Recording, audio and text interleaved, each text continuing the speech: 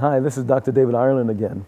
I'm sure by now you've been going through this journey with your family and you've been experiencing precious moments.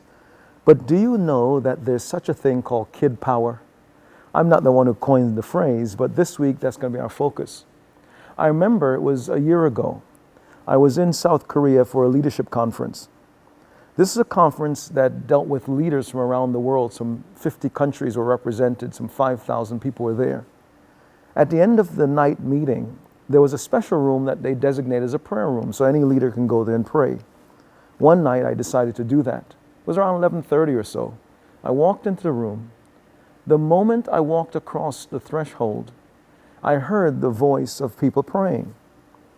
One voice said, "God, give me Pakistan." Another voice cried, "God, give me Indonesia as an inheritance." A third voice said, "God, give me Azerbaijan. I'll go there and serve you for my life and with my life." When I followed the direction of the voice, it was little kids praying. I kid you not, 8 years old, 10 years old. In fact, they were dressed with their pajamas. One had a Batman pajama outfit on, another had a Cinderella costume as a pajama, but they were crying out before God, laying prostrate on the floor. Somehow these children had known their way around holy space. They knew and they were familiar with the throne room of grace. Remember Hebrews 4 verse 16 that says, "Let us go boldly before the throne of grace that we may obtain mercy and find grace to help in the time of need." These kids understood their way around the courtroom of grace. They were familiar with God's throne room. I believe that they had received spiritual legacy, maybe a grandmother, maybe a grandfather, maybe a mom or a dad. But some adults saw fit to spend time training them. That's what you have been doing with your little ones, and I commend you for that.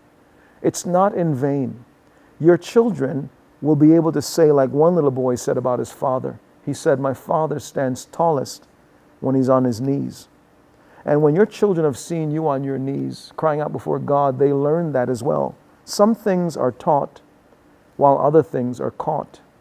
This week, let the Holy Spirit use you as you come alongside of your child to unleash kid power. Holy Spirit power is very real through the lives of little ones. That's why Jesus said, "Bring the little ones to me." And I'm saying to you, bring the little ones to Jesus even in these days through prayer. And as you do, you'll be prophetic as a parent. You'll be pointing them in a direction that's best for their life. When you teach them the art of intercession and prayer, they will never depart from that as they grow and experience different things in their lives. Let kid power be unleashed in your kid. May God bless you as you have great times in prayer with your child.